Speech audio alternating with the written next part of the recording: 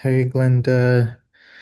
See Megan, Dennis, of course, TJ, welcome. So I'll just give it like 2 more minutes, 3 more minutes as people are finding their way here, and then we can get started. This is going to be our last official EAG meeting. I know, sad face for some of us. And smiling faces for others, right?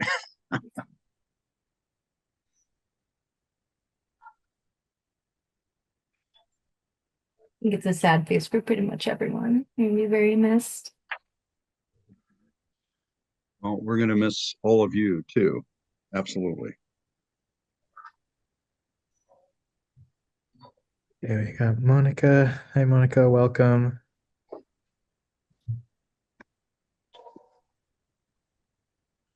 Great. I Hello. can't tell if that was a laughing or a sad face. It was supposed to be a sad face on my part, but it might have been a laughing, crying face. I don't know. It was, yeah, but Sorry, it's fine. Where's the sad face? Oh, I gotta go search for it. Got it. yeah, you can pull it out. Just have it ready. You can pull it out when appropriate. Okay. Let's go ahead and get started. Welcome again, everyone. We are here at our um, March EAG meeting. As always, we'll have a moment to begin here. Well, I'll say we'll have our safety moment to begin here. And before we go even into the agenda or anything else for today's meeting, just as Dennis, you were making that acknowledgement, we'll spend a little bit of time just recognizing that in fact, this March EAG meeting for many members of the advisory group is their last for especially those first two cohorts. And we wanted to just take a moment to recognize that. And then we will dive into a day full of the integrated systems plan and the introduction and discussion around these societal cost tests. So I will introduce the topic in more detail in a little bit, but I will firstly pass it over to M to begin our meeting with a safety moment. Thanks, Ishmael. So spring is in the air in spite of what the snow flurries might imply. So I wanted to take a moment to talk about spring cleaning. As the days get longer and warmer, a lot of people find fresh energy for spring cleaning.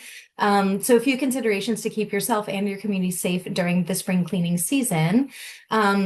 Please keep in mind a day for your cleaning when you can open the windows and use fans to keep the air circulating, and be wary never to mix chemical cleaning products as they can create toxic byproducts. So don't try to get that cedar lemon scent into your bleach cleaner, whatever. That's not going to yield a good outcome for anybody. And also something to keep in mind is that simple household items can be just as effective as commercial cleaners, and they're often both more accessible and affordable. Plus, they're generally gentler on people with sensitivities and health needs. So wanted to prompt a little crowdsourcing if people have any tricks that they really love to use with kind of everyday items that they find really useful for cleaning. You can be really surprised what people find works. So if you've got something like that, please feel free to pop it in the chat. White vinegar, baking soda, and lemon juice are one of my go-tos. And as you're finding old items to dump, move out, make sure to identify hazardous items that might need special waste collection. How do you know if something's hazardous waste? Where to dispose it? The Department of Ecology, where's my chat? Has a really great resource to help identify what is hazardous waste and where can you take it by county. If you sub-toggle on there, it has a waste disposal locator. And remember that spring cleaning can have a ripple effect beyond your own home. What goes down the drain can affect waterways downstream. In Tacoma, we say if it hits the ground, it hits the sound. And that can put increased strain on wastewater treatment. It can cause different types of exposures. So just be mindful about how caring for your home can also be part of caring for our community by using good tactics for cleaning and waste management. That's good. I'll have to think. I don't know that I have any specialty cleaning tips and tricks, but folks should use the chat so that we can all be so indulged. Thank you, Em, for sharing that. One thing I want to do acknowledge really quickly as well as we get started, on the topic of sort of March. March, it's a big month as far as it relates to sort of cultural celebrations, observances. This is Women's History Month. There's obviously International Women's Day in the month of March.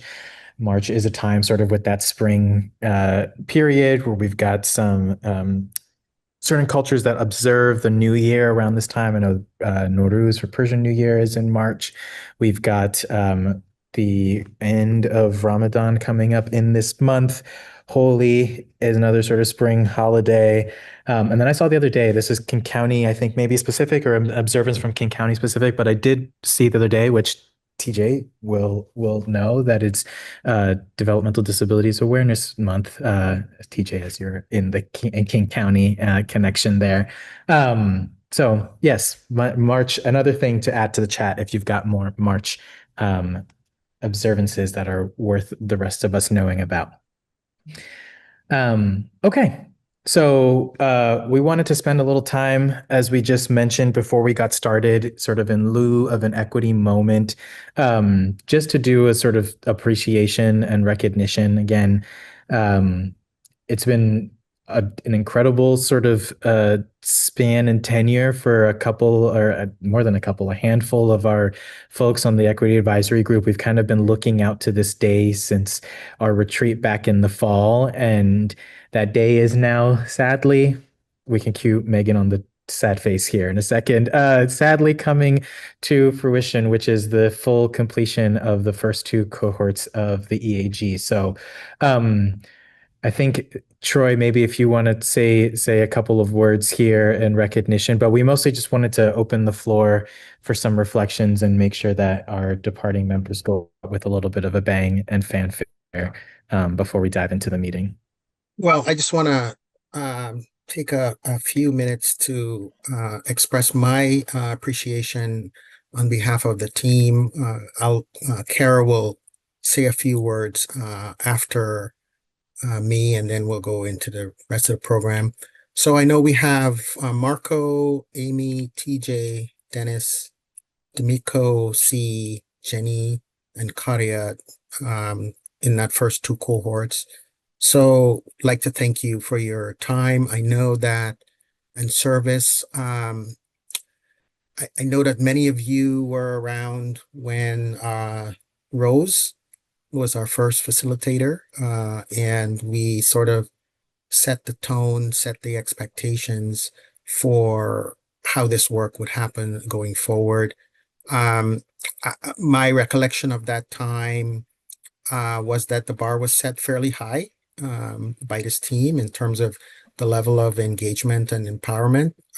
And I will say, from my observation, the focus on procedural justice and how Puget Sound Energy as an organization engaged with the community was one of the deepest and most lasting changes to the utility from the work of the EAG. That's been a huge transformation for our internal teams and the way our teams that engage with the public have shown up, especially for our programs that serve customers directly. And then on the distribution,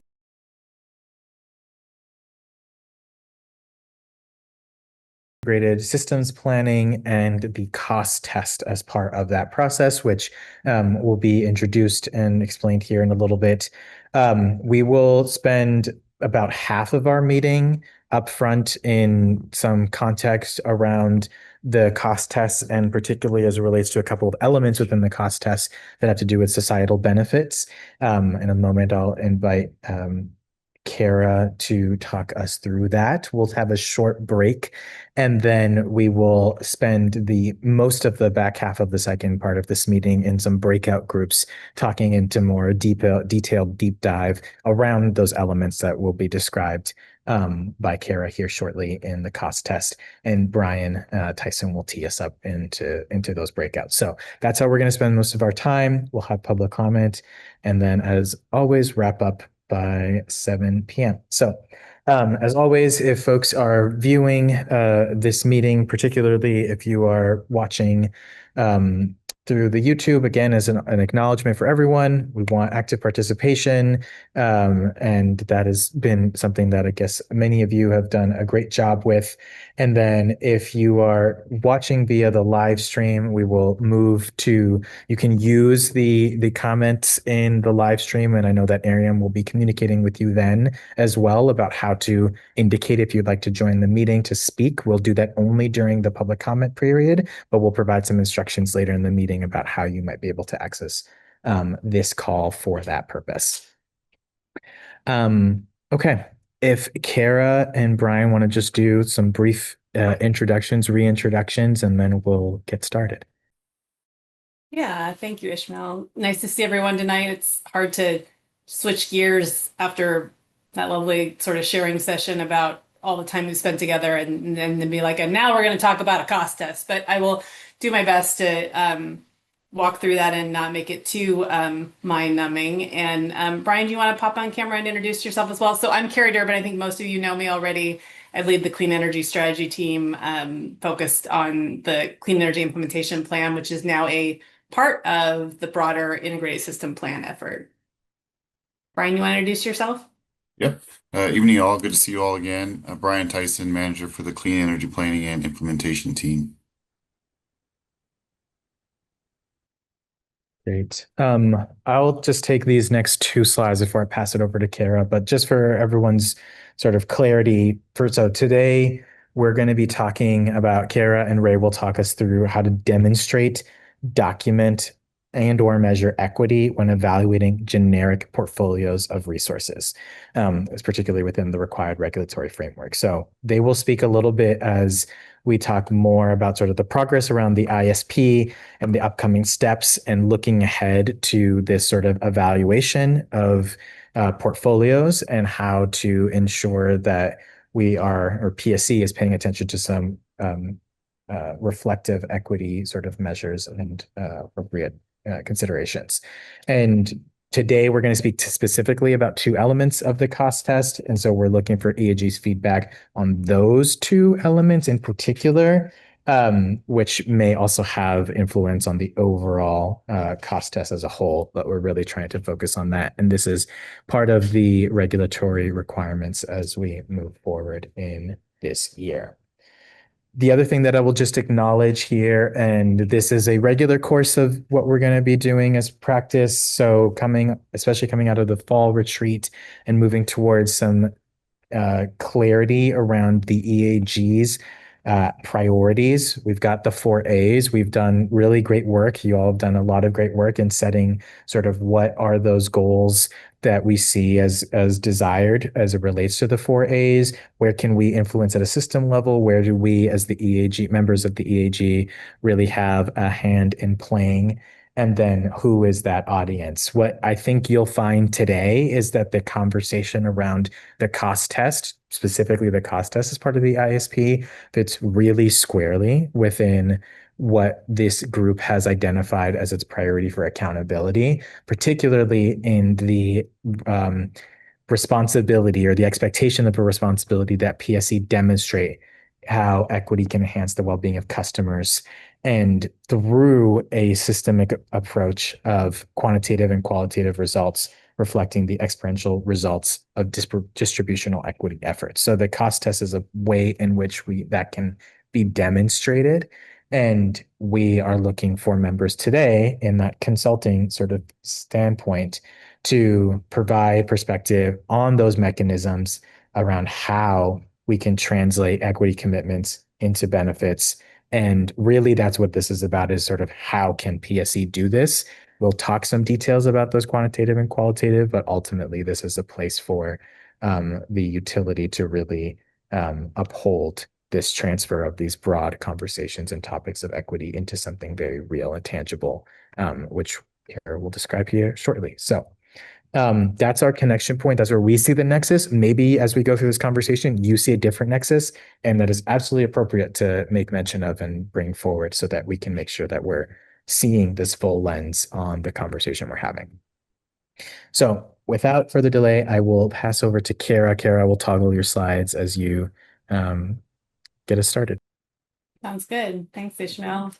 Hello, everyone. So tonight, Brian and I wanted to return and talk to you a little bit more about the Integrated System Planning effort, or the ISP, that is underway. And then, as Ishmael indicated, as we teed this up, really get your input and thoughts on a couple of areas related to the cost test that is outlined for this Integrated System Planning effort. So I'll do my best to lay some of the groundwork here, and then Brian will, I think shortly after our break, we'll tee up the conversation in those couple of areas that we're particularly looking for your input before we head into those breakouts. So, so before I go into talking about the cost test itself and what the rules require and where we're looking for some input, I did want to go back to this slide. You've all seen it before, but it's been a few months now, and there have been a lot of things that we've been bringing to you.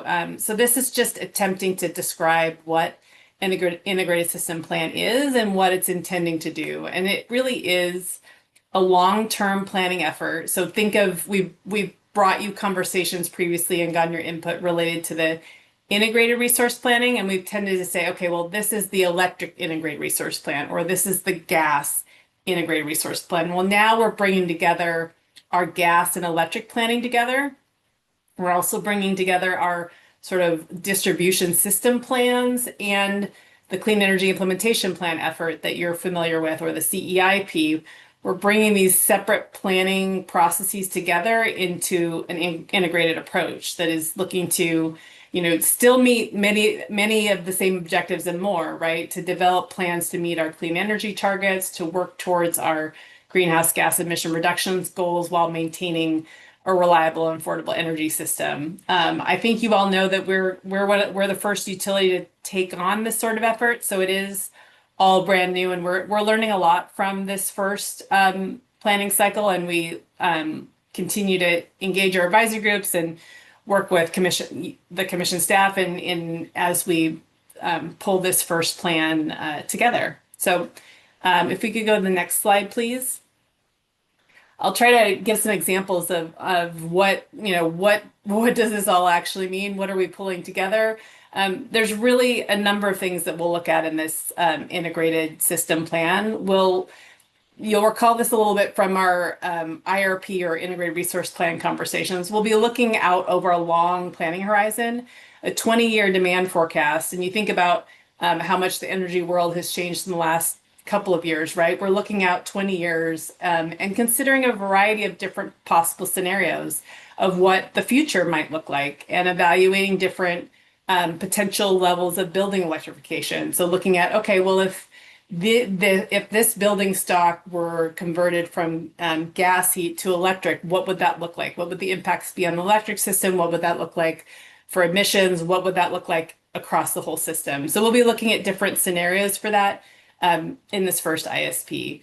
We'll also be looking at both like existing technology, generating technology that we have today, and new emerging technologies, things like geothermal or small modular nuclear or other new technologies that might emerge and become commercialized over that longer planning horizon.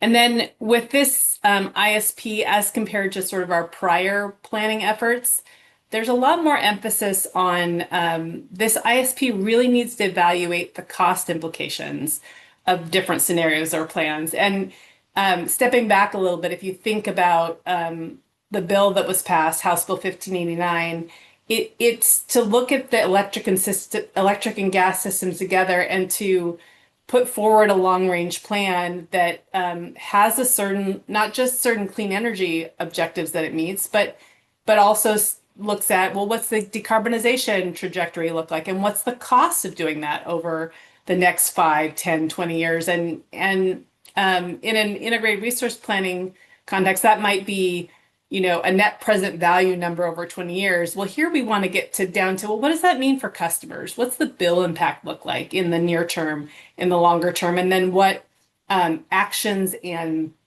sort of changes and trade-offs come with that particular set of plans and actions. So that's just something that we will be, as a part of this integrated system plan, will have a much more of a focus than our prior planning efforts have had.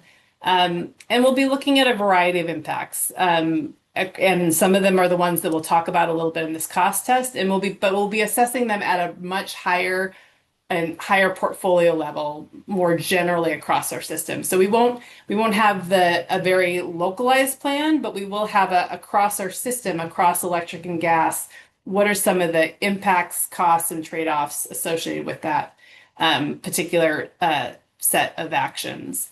And then, like in a clean energy implementation plan or a CEIP, which many of you are very familiar with already, it will have specific actions in it that are meant to ensure the equitable distribution of benefits and reduction of burdens, that core principle under CETA that we've been talking to many of you about for quite some time now.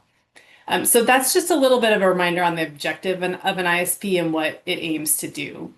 So now I think we're ready to kind of jump into the cost test. I will do my best to not make this boring. Can we go to slide 15, please?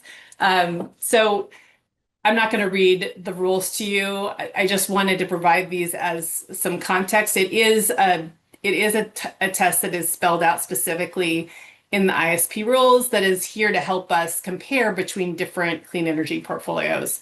There is, in the hot sheet that Em sent out, there is a link to the full text of the rules. I know they're a bit dense, but I would encourage you to look at those if you haven't already.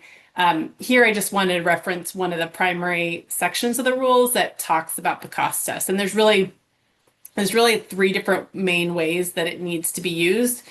The first one says it must be used to determine the lowest reasonable cost of decarbonization electrification measures at that portfolio level. So what's the lowest reasonable cost of the mix of these things? The second part is we're required to use the cost test, and we'll talk about that more in a minute, as really a key input in how we arrive at our preferred portfolio. And preferred portfolio is really, it's the final plan that we will ultimately submit to the commission and recommend to them. And then ultimately they will have a process to review our plan, very similar to what they did with our clean energy implementation plan, where they will need to go through a set of factors and decide whether the plan is in the public interest.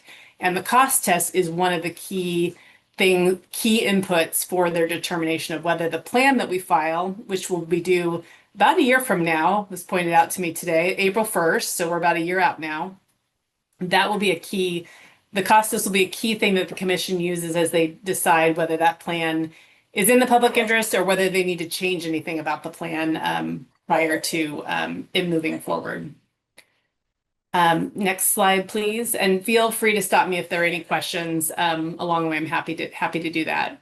So what does the cost test aim to do? So hypothetically, in an ideal world, all the benefits and impacts that could be monetized at a portfolio level, they would be monetized so that you would have a cost test that could be used to clearly indicate what is the lowest reasonable cost portfolio. So by monetize, I mean converted to a dollar impact. So you could add up all of those different elements that are monetized and get a total portfolio cost. And then you could say, okay, portfolio A has this cost and it has this sort of emissions profile, and it has this set of resources, and it has this cost associated through the cost test, and it is 1.5 times larger than portfolio B. Well, what benefits does portfolio A have over B, and how do they differ? And you could look at these different impacts and use it to compare and contrast between different portfolios.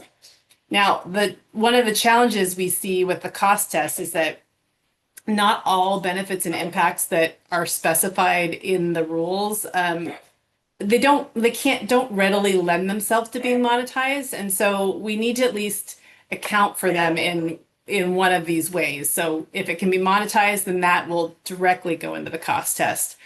Others perhaps can't be readily converted to dollars, but there may be something we can measure quantitatively. So perhaps we have a numerical output where we're like, okay, well, that is the emission that's the emission amount we have for NOx associated with this generating resource. So we have something that we can quantify.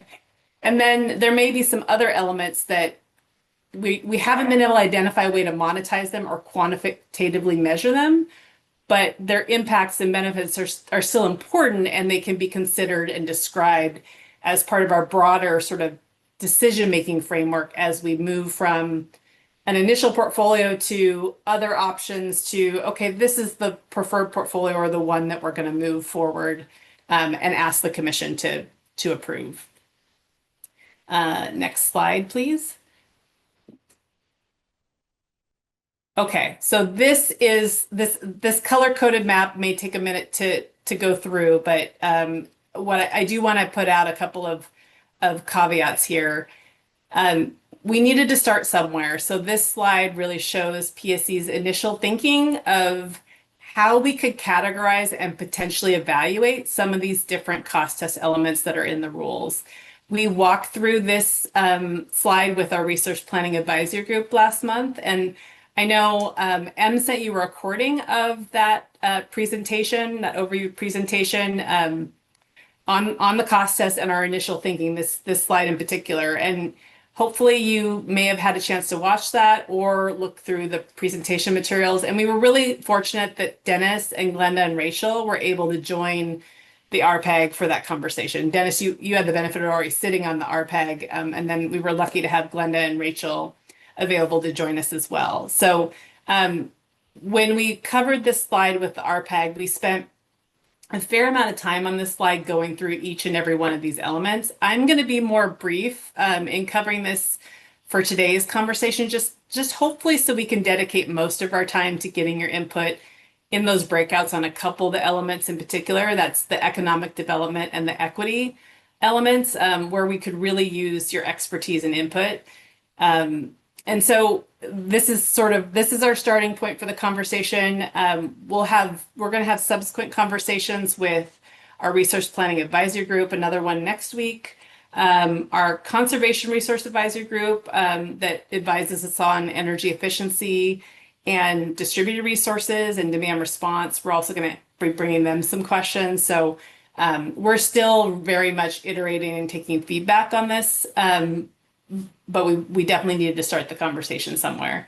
For this ISP, I think it's probably important that I note that we're really looking for impacts that we can measure at that portfolio level. So not individual programs or specific projects, but like things we can measure globally at a portfolio level. So maybe, Ishmael, I'll pause there for a second. I was going to walk through the different categorization, but I did see the chat is moving. Yeah. So if there's any questions I should answer now, I'm happy to. I just haven't taken them in yet. Thanks for recognizing that, Kara. So two things. I see there are questions in the chat. My read of the questions is that they are relevant to the umbrella of the ISP, and they seem to be at a level of detail that is just adjacent to where we are today. So I'll read some of them out, and I'm not sure if there's anyone that can maybe respond. They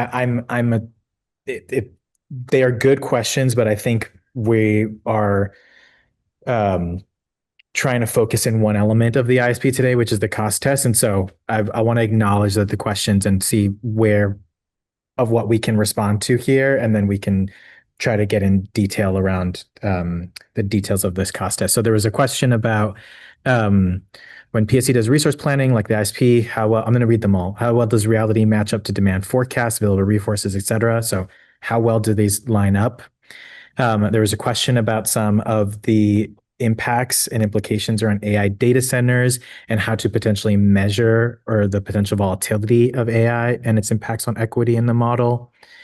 There's a question around how to access to and knowledge of different options would be weighed, which that might be a little bit as we come into the evaluation of sort of the portfolios, which that one feels pretty tied to what we're talking about today.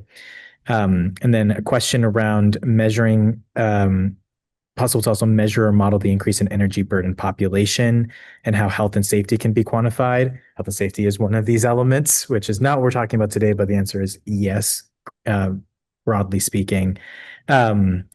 And then some more questions around whether the community participates in any of the portfolio options and making sense of that relative to a smaller portion of our service area. So Carrie talked about this plan at a portfolio level is sort of more general. It's not a local plan. So there's questions around how does that get matched up? And then Monica, your question is one that we'll talk about here shortly of why is equity its own element. So I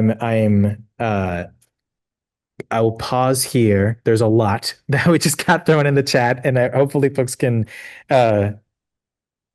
provide some grace that there's probably a lot of detailed answers to those, but I'm curious if there's anything from ISP team at a general level that you're catching here that can help contextualize from the ISP understanding. Otherwise, we will table many of these for a different time. Yeah, thanks, Ishmael. There is a lot of great questions and ideas here, and we really want a little chance to reflect on some of those. I might touch on briefly C's contextual question because I think it might be helpful. So I mean, just acknowledging again that the ISP is brand new.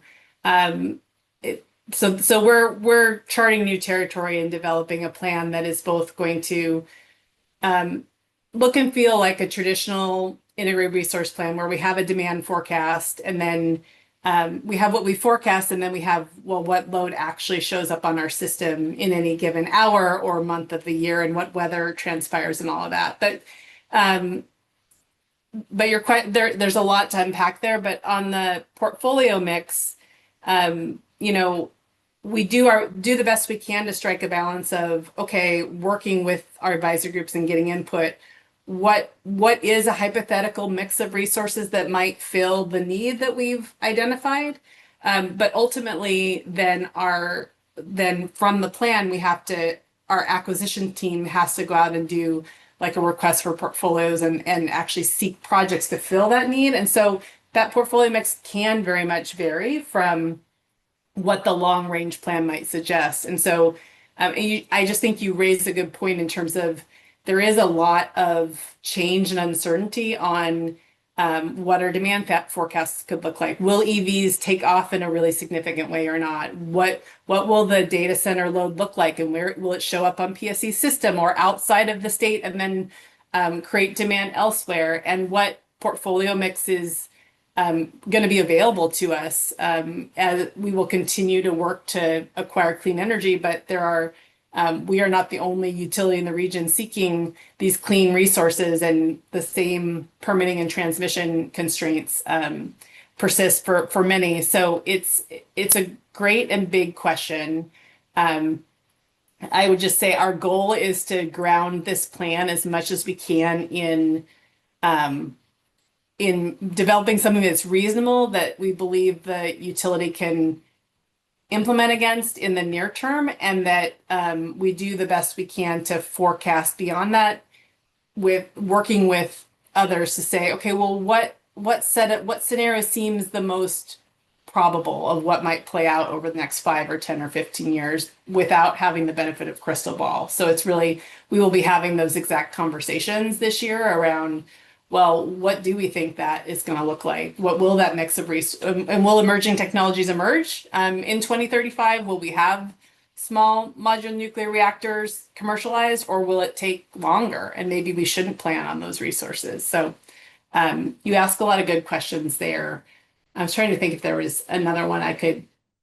Great comments about the equity perspective. Monica, you made a great point about measuring impacts to energy burden populations. I think that's an important part of the affordability conversation, right? I don't know exactly if that will show up specifically in the rate impact sort of box, but I will just say we are keenly interested in understanding how the plan that we move forward, what is the bill impact of a particular portfolio, and then how does that affect customers that are already energy burdened, right? How does that change what that looks like? And equity is listed separately also, Monica, because the cost test rules call it out, but is absolutely an important lens that we need to apply throughout this ISP work. And I think, Brian, I think you came and talked to the group a few months ago now around how it was getting factored into our different planning work streams. And then this is an element of the cost test. And then we also have the very important part that still comes of like, well, how does equity factor into our overall decision making, and what actions is the plan going to take to sort of further that equitable distribution of benefits? So it's equity is an important consideration throughout. This is one of many cost test elements that we also just need to address in this framework, if that makes sense. I may ask, and thanks, Kara, for providing some of those Yeah. responses and reflections. And I can see that looks like maybe Ray's coming through as well in the chat. So I think what I want to be able to help folks with for today is like we've got an umbrella, which is the integrated systems plan, and all of the sort of components that are within that. And then those are, appropriate questions to be able to be considering to help make connections. And I guess maybe that'll be my ask of folks today for both presenters and EAG members is wherever your questions may lie, whether it's under the umbrella of the ISP as a whole, even whether under the umbrella of the cost test as a whole, to see where those connections feel the most relevant for where our focus is today, which one of the questions was, why is this equity element sort of called out on its own? And so we want to talk about that, and we want to talk about this economic development. So I'll have Kara introduce these elements of this cost test, which is what's on this slide. And then if questions still feel like they're relevant for folks' understanding, we'll certainly do that in the discussion. My only interjection here is to not get us too sort of adjacent to the greater conversation of the ISP as a whole, if that's fair. So if folks are willing to sort of just like bear with this piece, then hopefully we can try to see where as many connections as we can make to the big picture. That's fair. Great. So lots to consider in the chat that I'm looking forward to digesting a little bit more during the break. But I think maybe what I'll do is just walk through a little bit of our thinking of the different sort of color-coded categories here, and really just trying to, for this first ISP, look at what are the areas where we feel like we have good data, where we feel reasonably confident that we can monetize this element, and we know what that means, and we know how to measure it and what it might be reflecting. Acknowledging that there's almost all of these elements are not defined in the rules. So it's an opportunity for a conversation on what this looks like. And we're going to continue to look for ways we can make improvements even, beyond this first ISP. So in the green are the elements that we feel, as I said, reasonably confident that we can monetize those elements and then provide that output into the cost test. So those are the things that you would sort of expect to maybe see from a cost perspective. The rate impact annually on the electric side for the electric utility, the rate impact on the gas side, and then the revenue requirement on the electric and the gas side. And with the social cost of greenhouse gas emissions, which is a defined element that we, per the commission's rules, apply. It's not a true cost, but it's a planning adder. It's an externality that we factor into our work. So looking at that both with that element embedded and also looking at it without it embedded so we can see the differences. And then the other one I would mention in the monetizing category, again, where we're like, okay, we know what we have that data, we can measure it. We believe we can monetize certain host customer impacts. I sort of say that one a little bit more cautiously because we're going to be diving deeper with on that element with our Conservation Resource Advisory Group next month, really to get their input on that, since they focus a lot on the energy efficiency and distributed energy resource side of we've identified some things we could capture the costs of, but we also want to make sure that what we're capturing is reflective of sort of what would make sense for that overall category and isn't missing some important pieces. So we're having that conversation or starting that conversation with them Oh, Brian, I think it's next week, or no, maybe it's the last week of March. Well, not last week of March, might be next week. So there we go. There we go. It's coming up. So that's sort of the monetized category. And then in the bucket of things that we believe we can quantitatively measure, that's the blue. So we have the other environmental category, and I'll mention again, other environmental isn't defined in the rules. So, it's up for interpretation, but what we're proposing to measure there would be to reflect other emissions besides greenhouse gas emissions. Those we already have, they're monetized as you see in the green box on the left. We thought it would also be useful to quantify and look at other types of emissions, and that would be NOx, SOx, and PM 2.5. So reporting quantitatively on what those are. And so if you do that, then you could say, okay, portfolio A, again, it's at a portfolio level, so I'm not seeing like NOx impacts in a single community, but I am seeing it across the portfolio of actions. Portfolio A might have a higher level than portfolio B because of the different hypothetical resource mix and the actions that are in that portfolio. So that could be another comparison point.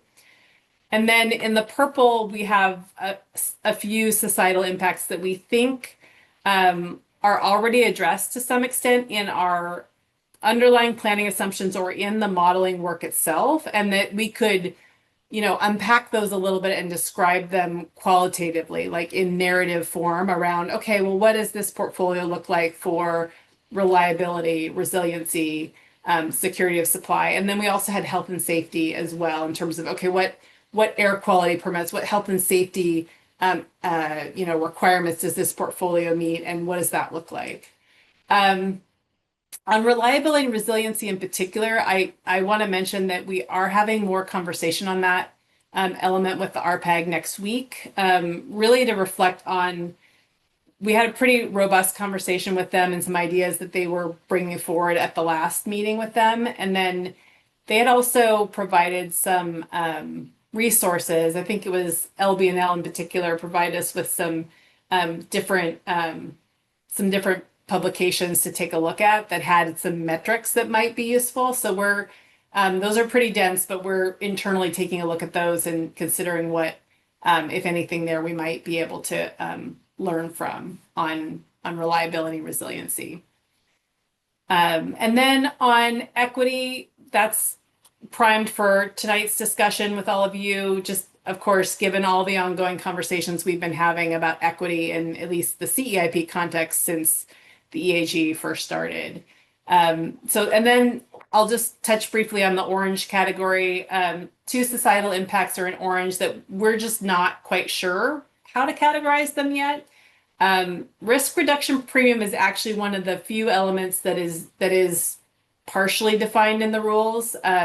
So we're not really sure what to measure that is separate from what we already are measuring and have embedded in our modeling related to the Climate Commitment Act and the ceiling price, which we're assuming in all of the scenarios. And then economic development is the other one, which we want to talk to you more about tonight. Not sure what was intended to be measured when the cost test was put into place, but we do have some, based on our prior conversations with you around our customer benefit indicator, we certainly have some ideas we can share with you on that. So with that, I'll pause and just see if there's some other questions or comments. That's just an overview of kind of our initial thinking on this. Yeah, thanks, Carrot. So I'll go to C in one moment, but I just want to describe. So we're technically at a point where we would go to break, but what we want to do is make sure that people understand this sort of picture well. So I'll take C's hand and anyone else sort of around clarifications around this, because this is also relevant. This is sort of that second umbrella, what I was talking about earlier. And then we're going to dive into the ones in that sort of outline box after our break, where Brian will talk us through. So I'll go to C and anyone else that may have some more questions around sort of these elements of this cost test and their categories before we break and have discussion. C. See, it's a good point. I think, this is one where for this other environmental category, I feel like we have We have a little bit of visibility in terms of some of our existing generating resources. We know where they are and we can track, this is a PSC, this is a facility that PSC generates power at or they purchase power from, and we track emissions and we report them from that facility. What's tricky is for the portfolio going out 10 or 20 years, we don't know exactly what the mix is, where it will be, what community it'll be sited in, and then what the impacts are there at a hypothetical portfolio level. So that's where I think this ISP is going to be a balance of analyzing some things at a high portfolio level where some things are known, right? We have existing generating resources. Some things are not known, but we have some almost placeholders for what resources might be in that mix. And then we're also going to have some near-term actions that are proposed in the plan that are going to be more specific about, well, there are going to be these system investments made to the distribution system in this area, or there need to be a certain number of substations built, or there may be specific actions that are proposed that relate to named communities and what the plan wants to see there, right, to deliver on that equitable distribution of benefits. And so that's the part of this story that we haven't written yet, that we have all this sort of analytical work that happens up front. And then there's also a stepping back point where you're looking at, well, what does the full plan look like in terms of not just the hypothetical portfolio, but the set of actions that we plan to take over the first 3 to 4 years. So I hope that helps a little bit. I don't know, Brian, if you want to add anything on that. But that's part of how we're thinking about this. So it is kind of a mix of, in some places we know things, and in other areas we don't, but at a portfolio level, we're saying, well, how does this mix look different from portfolio B's mix? And are there costs and trade-offs between the two that are worth evaluating?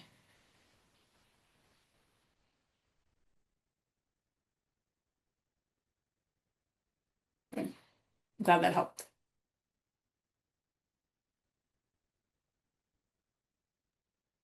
Any other points of clarification? We'll take a brief break, and I've actually been taking some notes and bulleted them and added them to the chat, and in case it's a good sort of super recap of what we just talked about, which maybe folks can go through the break and be like, okay, got it. There's a lot that I think we'll likely hear from or hear from the ISP team over the course of this year as it relates to a lot of the elements within this within the ISP and its cost test. And we'll focus on a couple here today. Any other points of clarification?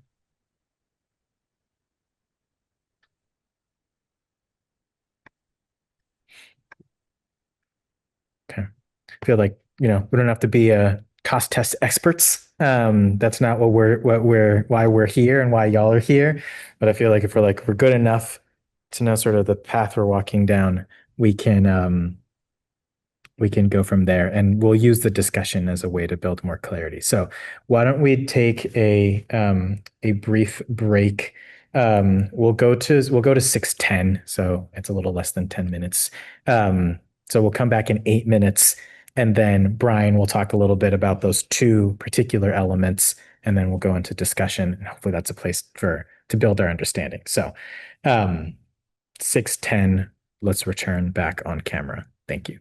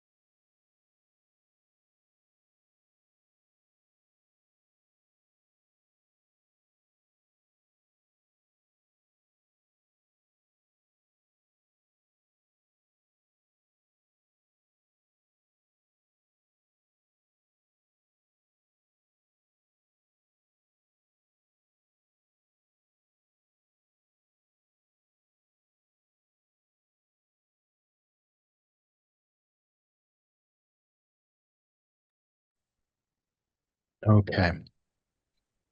Let's start to come back. Folks are able to join with their cameras. That's great. If not, just let me know that you're here.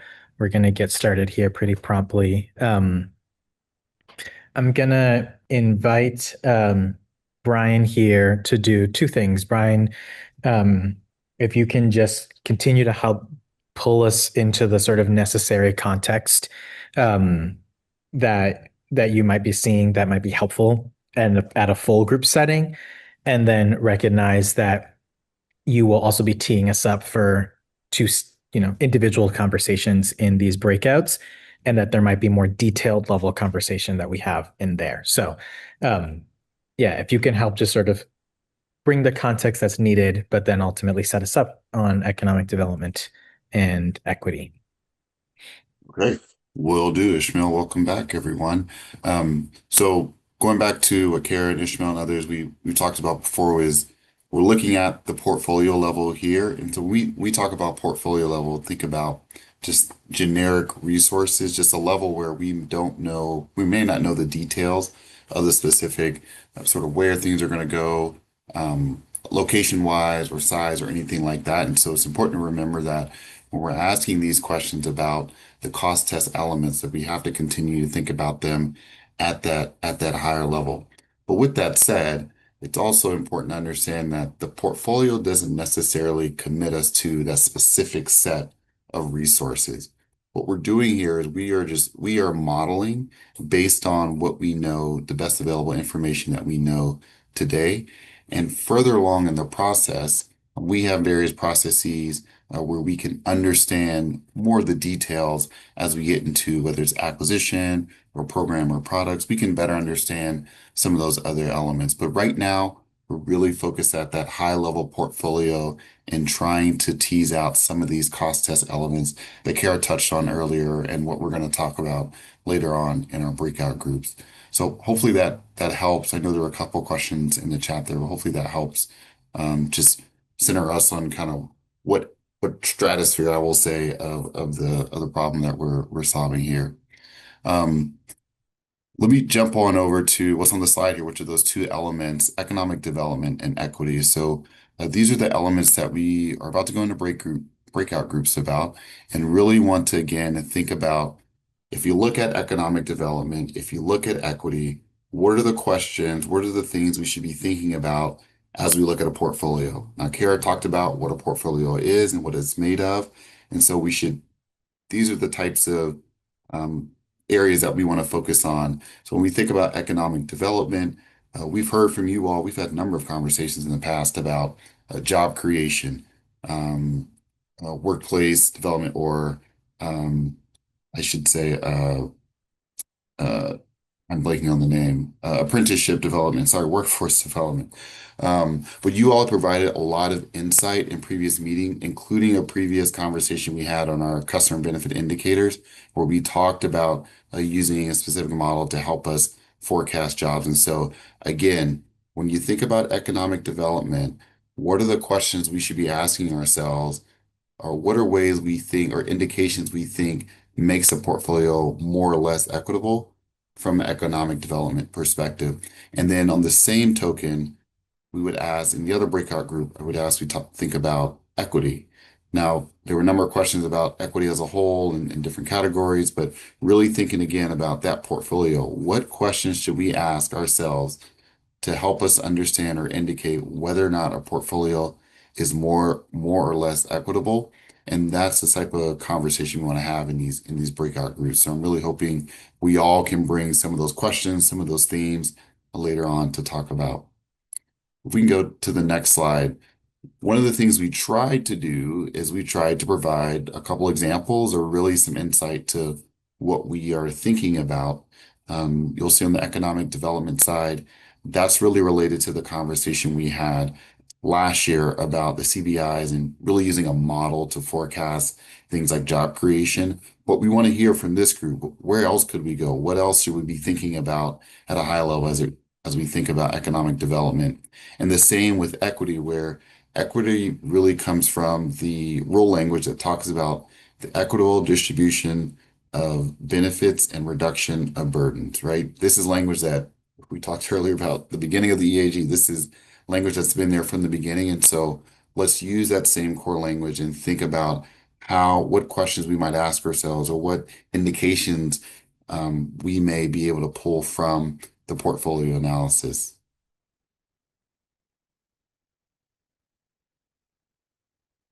And I'm ready to go. Okay. Well, so what we're going to do is we're going to spend most of the rest of our time together, say like the next 25 minutes or so in 25 to 30 minutes in each of these different conversations. Groups are going to be arranged or going to, what do you call it? Distributed at random. So you will end up in either a conversation about economic development and either a conversation about equity. We intend to leave time to hear some share out from the other group. Would love for folks to sort of like bear with and hunker down and apply themselves to the group that you're sort of randomly sorted into. If you've got something that you're very, very, very keen on from the other group, you can communicate that and we can see if we can switch you. But otherwise, would want to avoid too much of that switching here as we get into breakouts. But the goal, as Brian just described, is to talk a little bit around how can the utility consider this portfolio level evaluation in each of these different elements, one in which we don't really have a determination where it might be monetized, quantitative or qualitative, and equity, where we think it's inequalitative. And each of these have some thoughts to get sort of the conversation started. So before I ask Ariam to hit us into these breakouts, do we feel good enough? That's my bar for today. Good enough with the context that we've got to do so. Thumbs up for Monica. Thumbs up, Dennis. Okay. And this is the space where if you have specific questions, we should get into it, and we'll have Brian, Karen, Ray in the separate groups as well. So, Ariam, I think we're good to go.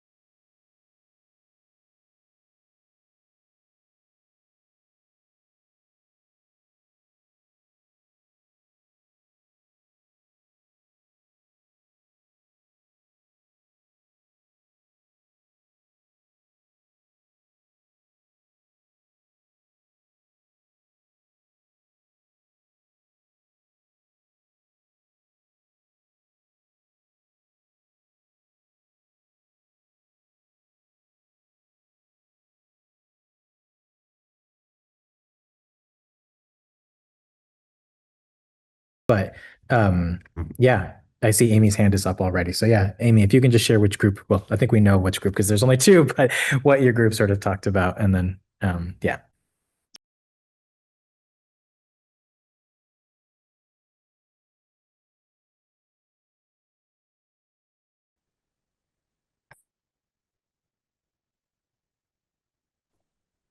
To respond to that if it's helpful.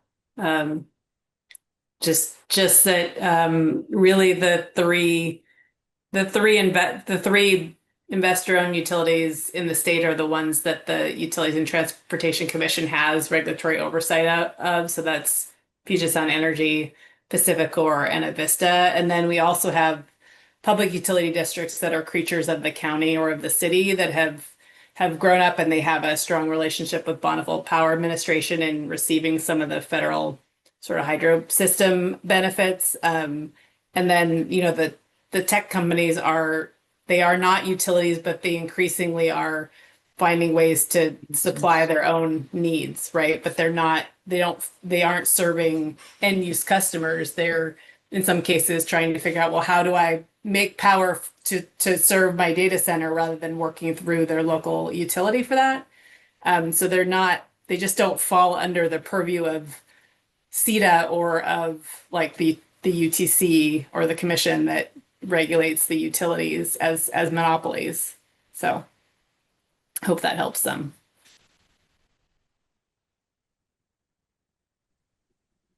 Thanks for speaking to that directly, Kara. Sure. Anyone from I shouldn't be able, yeah, we'll start with members from the equity conversation that was in this group as well that want to just share for your peers that didn't hear our chat, what came up and what you're sitting with. I think, Aaron, you read Dennis's comment, didn't you? That's what happened. Yes, that's what it was. It was, if you can't tell, we're sitting next to each other, and he did me dirty, so that's okay.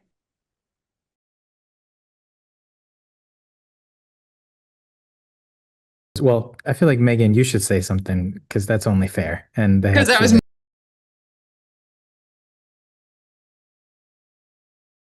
so a couple things. One, just so I can say aloud that so if you're watching through the YouTube, I believe you've been prompted a couple of times through that channel in case you're looking. This is technically as part of our public comment period, but I've been chatting with Ariam whether that's being flagged by anyone. It's not yet.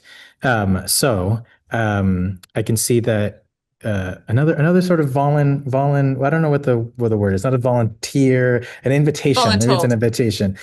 I was going to say there's an invitation here, but it's only because I'm sure people are really inspired by their peers. So, Kari, I see in the chat, if you are willing, you can also say no. That's also always on the table. You can, if you're willing to share about the CISC Economic Development Diversified Career Pathways. And then I'll give a chance for Kara, Ray, and Brian to close out any last thoughts before we wrap the meeting. So, Kari, if you'd like to, please.